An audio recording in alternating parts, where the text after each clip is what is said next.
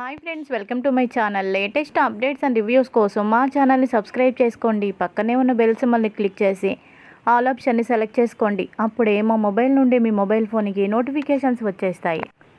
మీనా ప్రభావతి మీద గట్టిగా అరుస్తుంది.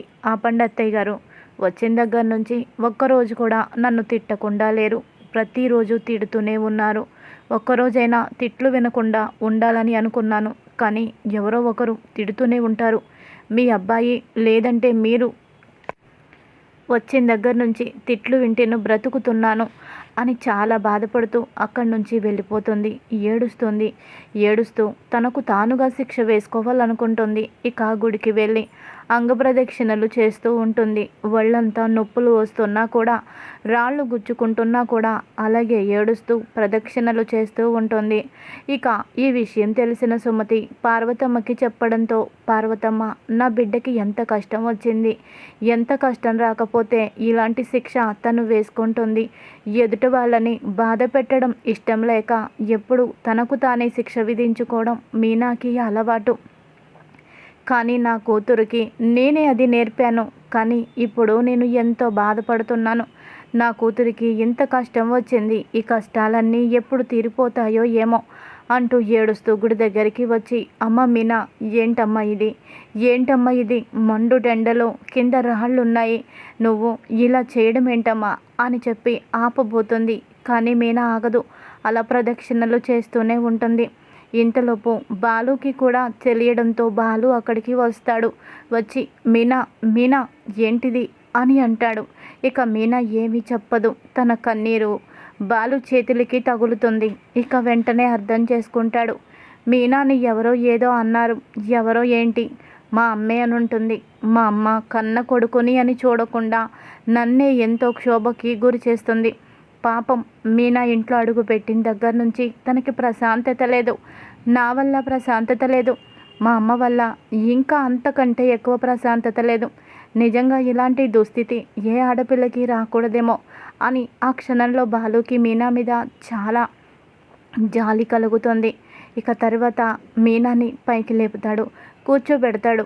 ఏమైంది మీనా, ఎవరైనా ఏమైనా అన్నారా అనే ఉంటారు, నాతో చెప్పు అని అంటాడు. ఇక మీనా ఏడుస్తూ బాలు గుండెల మీద వాలిపోతుంది. ఇక బాలు ప్రేమగా తల మీద నిమురుతాడు. చెప్పు, ఎవరు ఏమన్నారు, ఎవరు ఏమన్నా నేను ఊరుకోను. నీకు నువ్వుగా శిక్ష వేసుకుంటున్నావా? ఎవరో తప్పు చేస్తే నువ్వు శిక్ష అనుభవించడం ఏంటి మీనా? వద్దు, ఇలా చేయొద్దు, ఎవరేమన్నారు చెప్పు అని అనగానే, మీ అమ్మగారు నన్ను పొద్దస్తమానం దరిద్రపు గొట్టుదానా అని తిడుతూనే ఉంటుంది. ఆ మాట విన్నప్పుడల్లా నాకు చాలా బాధ అనిపిస్తుంది. మా నాన్న చనిపోవడం, అలాగే మా అమ్మ పువ్వులు అమ్ముకోవడం, మేము పేదరికంలో బ్రతకడం, అది దరిద్రపు గొట్టుతనం అవుతుందా? దేవుడు రాసిన రాతకు నేను బాధ్యురాలిని అవుతానా? పేదరికంలో పుట్టడం అంత శాపం అయిపోయిందా? ఎంతోమంది పేదవాళ్ళు ప్రశాంతంగానే బ్రతుకుతున్నారు కదా, కానీ నా బ్రతికే నాకు ఎందుకు శాపంగా మారిందో నాకు అర్థం కావడం లేదండి. నష్టజాతకురాలే తోడవుతుంది. మీ ఇద్దరికిద్దరూ అంతే, కట్టకట్టుకొని చావండి అంటూ నోటికి ఎంత వస్తే అంత మాట్లాడుతుంది. నాకు ఒక మనసుంది, ఆ మనసు బాధపడుతుంది అని కొంచెం కూడా అర్థం చేసుకోకుండా నోటికి ఇష్టం వచ్చినట్టు మాట్లాడుతుందండి. భరించి చాలా కాలం భరించాను. ఇక నా వల్ల కాలేదు, అందుకని నాకు నేనుగా ఈ శిక్ష వేసుకున్నానండి అని ఏడుస్తూ చెప్పడంతో పార్వతమ్మ ఏడుస్తుంది. బాబు, మీకు పుణ్యం ఉంటుంది బాబు, నా కూతుర్ని ఇలా మాటలతో ఎందుకు చంపుతున్నారు బాబు? ఏ ఆడపిల్లల్ని నేనే కన్నానా? ఎవరూ కనలేదా? నాకే ఎందుకు ఈ బాధలు? నా కూతురికి ఎందుకు ఇన్ని కన్నీళ్లు పెట్టిస్తున్నారు? ఒక్కరైనా తనకి ప్రశాంతతని ఎందుకు ఇవ్వడం లేదు? భర్తగా నువ్వు కూడా తనకి సాయంగా ఉండడం లేదు. తను మాత్రం ఎంత భరిస్తుంది? నేను ఎన్ని చెప్పినా భరించేది తను కాబట్టే తన బాధ ఏంటో ఈరోజు నాకు అర్థమవుతుంది. కానీ ఇది కరెక్టు కాదు బాబు అని ఏడుస్తుంది పార్వతమ్మ. ఇక బాలు ఇలా అంటాడు, అత్తయ్య గారు, మీరు బాధపడద్దు. ఇంతవరకు నేను కూడా మీనాని బాధ పెట్టాను, కానీ ఇప్పుడు ఈ దేవుడి గుడిలో నేను మీకు మాటిస్తున్నాను, నా వల్ల మీనా బాధపడదు. నేను తనని ఒక్క మాట కూడా తిట్టను. తను బాధపడేలాగా ఒక్క తిట్టు కూడా నేను తిట్టదలుచుకోలేదు.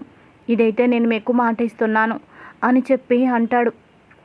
ఇక ఇదిలా ఉండగా ఇంకొక పక్కన పార్వతమ్మ చెట్టుకి ఉన్న గోరింటాకంతా చక్కగా కోసి రోట్లో రుబ్బి రోహిణి కోసం తీసుకొస్తుంది. అమ్మ రోహిణి, నీ 2 చేతులకి కాళ్ళకు గోరింటాకు పెడతానమ్మా, చాలా మంచిది. ఈ గోరింటాకు పెట్టుకుంటే నిండు ముత్తైదువులా ఉంటారు. ఈ గోరింటాకు కూడా పసుపు కుంకుమలతోనే సమానమమ్మా అని అనడంతో ఏంటో ఈవిడ చాదస్తం. ఈ కాలంలో ఎవరు ఈ గోరింటాకులు పెట్టుకుంటున్నారు? పెట్టుకున్నంతసేపు ఎంత అనీజీగా ఉంటుంది. పని పట్టలేని వాళ్ళు ఇలాగే మాట్లాడతారు. చక్క కోన్లు వచ్చాయి కదా, 5 మినిట్స్ పెట్టుకుంటే చాలు. అయినా నాకు ఇలాగే ఇష్టం. ఈవిడ సోది భరించలేకపోతున్నాను. ఈరోజు తాడో పేడో తేల్చుకుంటాను అని చెప్పి, చూడండి ఆంటీ, ఇలాంటివన్నీ నాకు నచ్చదు. ఒకవేళ మీకు అంత ముచ్చటగా ఉంటే మీరే పెట్టుకోండి, లేదంటే మీ ఇంకో కోడలు ఉంది కదా, తనకివ్వండి. మీ ప్రయోగాలు మీ కూతురు మీద చేసుకోండి. నాకైతే అంత సమయం లేదు, నేను పార్లర్కి వెళ్ళాలి అని అంటుంది. ఇక మనోజ్ వస్తాడు. ఏంటి రోహిణి అలా మాట్లాడుతున్నావు? అమ్మ నీకోసం ఎంతో కష్టపడి రోట్లు రుబ్బింది.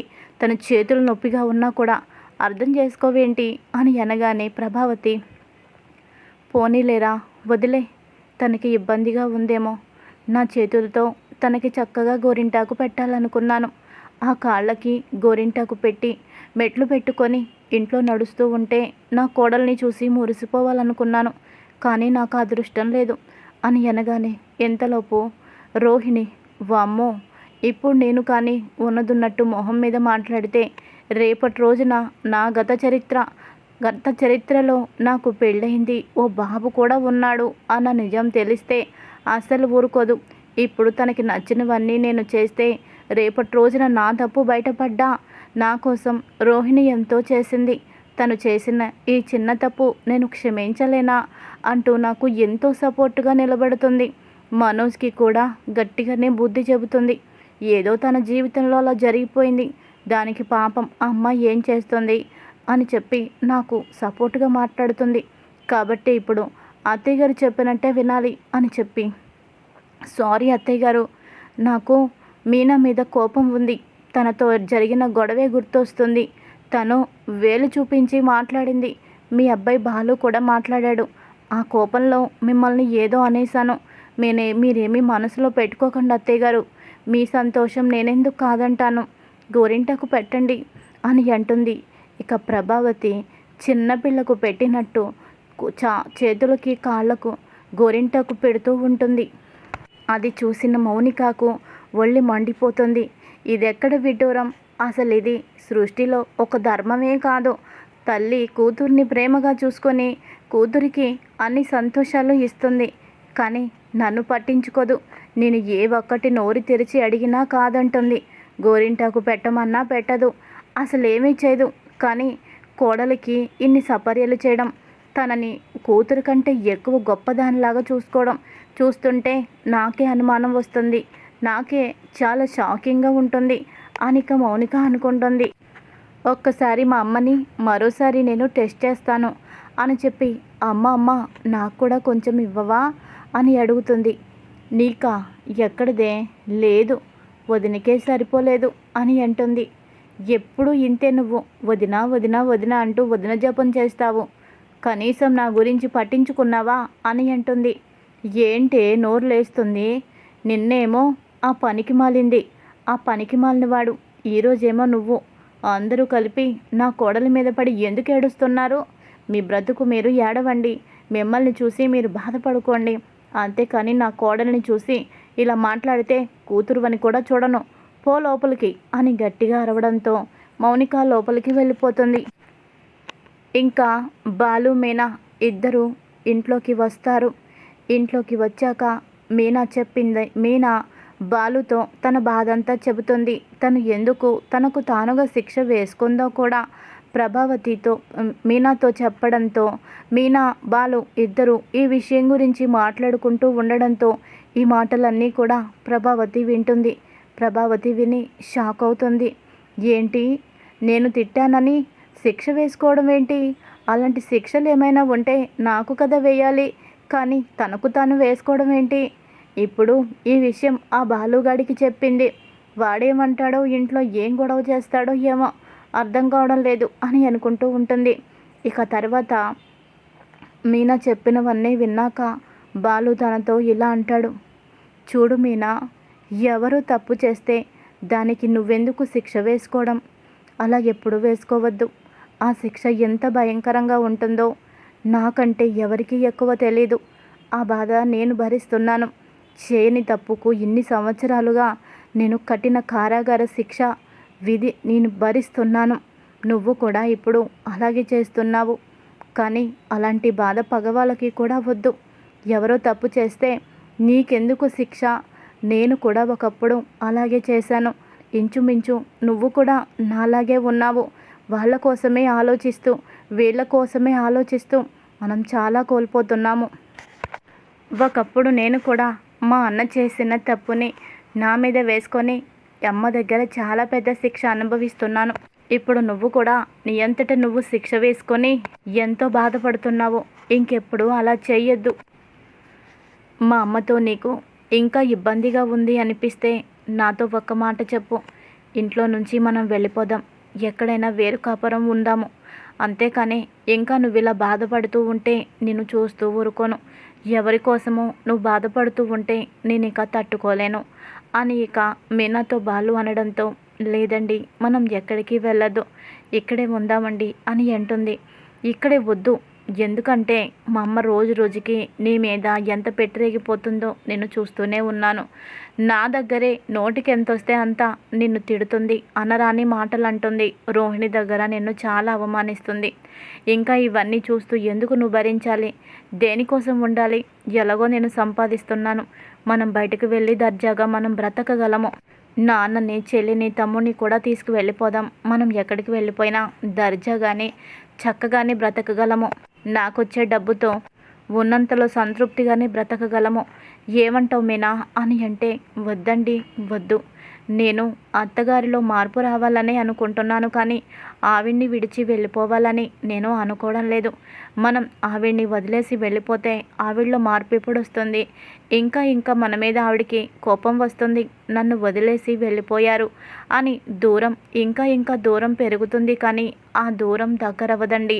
మనకి కావాల్సిన వాళ్ళని మనం మార్చుకోవాలి అంటే వాళ్ళ దగ్గర ఉండే వాళ్ళని మార్చుకోవాలి. వీళ్ళు మారరు అని చెప్పి మనం వెళ్ళిపోతే వాళ్ళు ఇక ఎప్పటికీ మన వాళ్ళు కారండి అని అనడంతో మీనా మీద ఇంకా ఎక్కువ ప్రేమ పెరుగుతుంది బాలుకి. ఇక వెంటనే మీనాని దగ్గరికి తీసుకొని గట్టిగా హగ్ చేసుకుంటాడు. మీనా, నిజంగా నిన్ను చూస్తుంటే నాకు చాలా సంతోషంగా ఉంది. నీ మాటలు వింటుంటే నిజంగా నాకు చాలా సంబరంగా ఉంది. ఈరోజు చెప్తున్నాను, నిన్ను పెళ్లి చేసుకున్నందుకు నేను చాలా పుణ్యం చేసుకున్నాను. నేను చాలా అదృష్టవంతుణ్ణి. ఎంతకాలం నువ్వు నా భార్యగా రావడం నా దురదృష్టం అనుకున్నాను. కానీ ఇంత బాగా నా కుటుంబాన్ని అర్థం చేసుకున్న నీకు ఏమిచ్చినా రుణం తీరదు. థ్యాంక్స్ మీనా, చాలా చాలా థ్యాంక్స్. నా కన్న తల్లి గురించి నువ్వలా మాట్లాడుతుంటే నాకు చాలా సంతోషంగా ఉంది. నన్ను కన్న తల్లి అయినా ఎప్పుడు తల్లిలాగా మాట్లాడదు, నన్ను శత్రువులాగా చూస్తుంది. ఒకానొక సమయంలో నా మనసే విరిగిపోతుంది అనిపిస్తుంది. బయట అమ్మాయివైనా కోడలివైనా నువ్వు ఎన్ని మాటలన్నా పడుతున్నావే, కానీ నీ మనసు మాత్రం నువ్వు విరుచుకోలేదు. అందుకు నిజంగా నేను మెచ్చుకోకుండా ఉండలేకపోతున్నాను అని అంటాడు. ఇక మీనా కూడా బాలుని హక్ చేసుకుంటుంది. ఇద్దరు ఒకరికొకరు అర్థం చేసుకుంటారు. ఇదిలా ఉండగా ఇంకొక పక్కన సుశీలమ్మ ఇంటికి స్వామీజీ వస్తాడు. ఇక స్వామీజీతో సుశీలమ్మ ఇలా అంటుంది. స్వామీజీ, మీరు అంతకుముందు మా ఇంటికి వచ్చారు కదా, నా మనవడు మనవరాలు వాళ్ళ గురించి మీరు కొంచెం ఇబ్బందికరంగా చెప్పారు. అంటే వాళ్ళిద్దరి మధ్య దాంపత్య జీవితం మొదలవ్వకపోతే ఎవరికో ఒకరికి ప్రమాదం అన్నారు. నాకేమో భయంగా ఉంది. వాళ్ళిద్దరి మధ్య దాంపత్య జీవితం అయితే మొదలు కాలేదు. ముహూర్తాలు పెట్టించినా వాళ్ళైతే ఒకటి కాలేదు. ఎలాంటి అరిష్టాలు ఏమైనా జరుగుతాయేమోనని నాకు కంగారుగా ఉంది. పరిహారం ఏమైనా ఉంటే చెప్పండి అని అనడంతో, ఉండమ్మా, పరిహారం ఎందుకు లేదు, ఉంది. బోనాలు వస్తున్నాయి కదా, ఆ బోనాలలో నీ మనవరాలి చేత బోనం ఎత్తించి మనస్ఫూర్తిగా పూజ పూర్తి చేసి ఆ అమ్మవారికి బోనం సమర్పిస్తే చాలా వరకు కష్టాలు ఉండవు.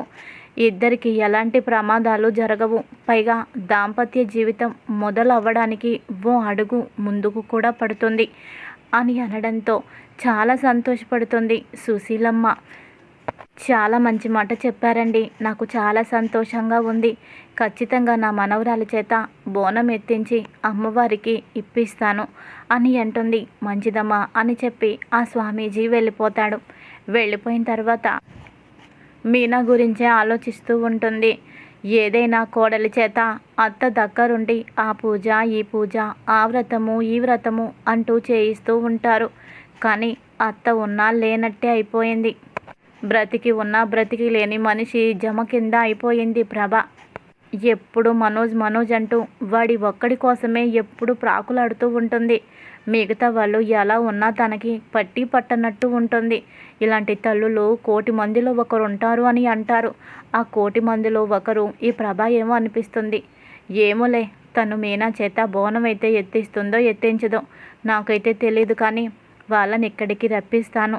రప్పించి మీనా చేత బోనం ఇప్పిస్తాను. నా మనవరాలి చేత దగ్గరుండి ఈ పూజ నేను చేయిస్తాను. ఈ పూజ పూర్తయితే దాంపత్య జీవితానికి ఓ అడుగు ముందుకు పడుతుందని స్వామీజీ చెప్పారు కాబట్టే ముందు నేను ఆ పనిలోనే ఉంటాను అని చెప్పి ఇక వెంటనే ఫోన్ తీసి సత్యానికి ఫోన్ చేస్తుంది. ఒరే సత్యం, నా మనవడిని మనవరాల్ని మరోసారి ఇక్కడికి పంపించరా అని అంటే, అదేంటమ్మా, నువ్వు వెళ్ళి 2 రోజులు కూడా కాలేదు, మళ్ళీ వాళ్ళని పంపించమంటున్నావేంటి? ఏంటమ్మా, ఏంటి విషయం అని అనడంతో ఇక స్వామీజీ చెప్పిందంతా కూడా సత్యంతో చెబుతుంది సుశీలమ్మ. అది విన్న సత్యం సంతోషపడతాడు. సరేనమ్మా, వాళ్ళిద్దరిని నేను పంపిస్తాను. అలాగే పంపించడమే కాదు, నేను కూడా వస్తాను. ప్రభాని కూడా రమ్మని చెప్తాను. తను వచ్చినా రాకపోయినా నేను, మౌనిక, నీ మనవరాలు, నీ మనవడు అందరం కూడా అక్కడికి వస్తాము. సంతోషంగా మనం పండుగని జరుపుకుందాము. బాలు మీనా ఇద్దరు సంతోషంగా ఉంటారు అంటే అంతకంటే మనకి కావాల్సిందేముంది? రేపు బయలుదేరుతాము అని చెప్పి ఇక అంటాడు. సరేరా, ఇక్కడ కావాల్సిన ఏర్పాట్లన్నీ నేను చేస్తాను అని అంటుంది ఇక సుశీలమ్మ. ఇదిలా ఉండగా ఇంకొక పక్కన సత్యం ఫోన్లో మాట్లాడిన మాటలు ప్రభావతి వింటుంది. ఏంటి, మీ అమ్మగారు ఫోన్ చేశారా? ఆవిడికి ఏమీ తోయదు. పెద్ద వయసు అయిపోయింది, ఒక్కతే ఒంటరిగా ఉంటుంది. ఏమి తోయక మనుషులను అక్కడికి రప్పించుకుంటుంది. ఇక్కడేమో తిని ఖాళీగా ఉండలేక అక్కడికి వెళ్ళింది. ఇప్పుడేమో అక్కడికి వెళ్ళాక మిమ్మల్ని రమ్మంటుంది. ఇదే పని అయిపోయిందా ఏంటి? ఆవిడ్ని బస్టాండ్లకు తీసుకువెళ్ళడం, బస్ ఎక్కించడం, అక్కడ దిగడం, మళ్ళీ ఆవిడ్ని ఇక్కడికి తీసుకురావడం, మళ్ళీ మీరు బస్టాండ్కి వెళ్ళి మీరు బస్సులు ఎక్కడం, ఇదేనా సరిపోతుంది? ఇంట్లో కొత్త కోడలు ఒకటి ఉంది. తన చేత చేయించాల్సిన కొన్ని పూజలు ఉన్నాయి. వాటి గురించి ఆవిడికి ఎలాగో ఉండదు. తండ్రిగా మీకు లేకపోతే ఎలా కొడుకు జీవితం గురించి? ఆ ఊరు ఈ ఊరు అంటూ ఊర్లు పట్టుకు తిరుగుతానంటే కుదరదు. బోనం అంట బోనం. మీనా చేత బోనం కాదు, 100 బోనం గుండలు తల మీద పెట్టినా దాని బ్రతుకు మారదు. ఎందుకంటే దాన్ని కట్టుకున్నవాడు అలాంటి దౌర్భాగ్యుడు కాబట్టే ఎప్పటికీ దాని జీవితం మారదు. మారని వాటి గురించి మీరు ప్రాకులాడడం అనవసరం. వాటి గురించి పక్కన పెట్టి మనోజ్ గురించి, రోహిణి గురించి ఆలోచించండి అని అంటుంది ప్రభావతి. దేని గురించి ఆలోచించాలో, దేని గురించి పక్కన పెట్టాలో నాకంటే బాగా తెలిసిన వాళ్ళు ఈ ప్రపంచంలోనే ఎవరూ లేరు. ముందు వెళ్ళి నా బట్టలు సర్దు అని అంటాడు. అంటే ఏంటి అర్థం అని అనగానే, సరే నువ్వేమీ సర్దద్దులే అమ్మ మౌనిక, మనం రేపు ఊరెళ్తున్నాము. బట్టలు బ్యాగులు రెడీ చెయ్యమ్మా. అమ్మ మీనా, నువ్వు కూడా బట్టలు బ్యాగు సర్దమ్మా. ఓ 2-3 రోజులు మా అమ్మ వాళ్ళ ఇంటికి వెళ్ళి వద్దాము అని అనడంతో ప్రభావతి నోరు మూసుకుంటుంది. నేను చెప్పినా ఆయన పట్టించుకోలేదు అంటే నాకు విలువ పోయినట్టే లెక్క. ఆయనకి నా దగ్గర ఎంతో భయం ఉండేది. నా చేతులారా నేనే ఆ భయాన్ని తీసేసుకున్నానా? ఇప్పుడు నా మాటే లెక్క చేయనంతగా ఆయన మారిపోవడానికి నేనే కారణమా ఏంటి అని అనుకుంటూ ఉంటుంది. ఇది ఈరోజు ఎపిసోడ్. మరి తర్వాత ఏం జరుగుతుంది? మీనా బోనాన్ని అమ్మవారికి సమర్పించే సమయంలో మరి ప్రభావతి కానీ రోహిణి కానీ ఎలాంటి అవాంతరాలు ఎదురొచ్చేటట్టు చేస్తారు? బోనం సజావుగా సమర్పించేటట్టు చేస్తారా? మరి లేదంటే బోనాన్ని నీళ్ళపాలయ్యేటట్టు చేస్తారా? ఏం జరగబోతుంది రాబోయే ఎపిసోడ్లో తెలుసుకుందాం. Thanks for watching. Hi friends, welcome to my channel. Latest updates and reviews కోసం